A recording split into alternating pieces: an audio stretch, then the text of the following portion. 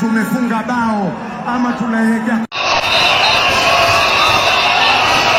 Mashabiki waimba Ruto must go katika uga wa Nyayo, huku mlango wa kuingia katika uga huo ukibomolewa. Karibu hali ya kizaazaa na mtafaruku iliyoshuhudiwa katika uga wa Nyayo Stadium, ambapo mechi kali kati ya Kenya inapochuana na timu ile ya Gabon inatarajiwa kupigwa.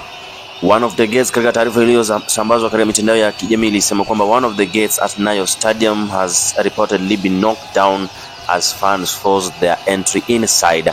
The stadium is expected to pay host to Kenya's game against Gabon in FIFA's World Qualification after the game at 4 p.m. The Football Kenya Federation had on Saturday announced that the stadium had been sold out. Fans without tickets were advised to remain at home and follow the game live on KBC.